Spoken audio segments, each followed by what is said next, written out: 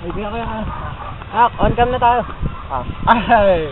Well, hello mga kabarkada. Ako po si Carl Ivan Capo at welcome po sa aking show, ang Sports 101. Well, last week, mayroon nag-request sa atin ng isang bagong video. Sabi nila, gawa daw tayo ng video tungkol sa volleyball. So, gagawa tayo. Well,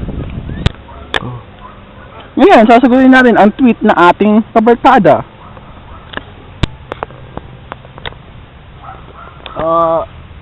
Game. Assistant, bakit to? Okay.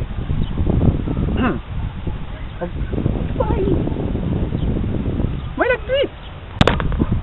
At ang tweet niya sa atin, Dear Kuya Ivan, ano po ang mas malaki kesa sa 1 zillion? Game. Matawa yung tweet niya, no? Siguro mas malaki 1 zillion and 1. Ibang tweet naman tayo. May tweet pa. Sabi niya, ano po ang mas malaki? Ang araw o ang buwan? Hindi ko alam eh. Pero sigurado ako, mas mahaba ang isang buwan kaysa sa isang araw.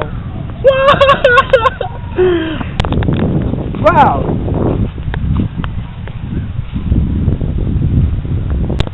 At ngayon, punta na tayo sa ating main tweet. Galing kay Mickey Reyes. Kain na natin. Sabi niya, Dear Kuya Ivan, pwede po ba kayong gumawa ng video tungkol sa volleyball? Volleyball! Bago natin simulan ang ating video, bibigyan ko muna kayo ng mga dahilan kung bakit tayo dapat maglaro ng volleyball. Una, it is good for our health. Kukuning high score! Yeah. Tulad ng isang libero.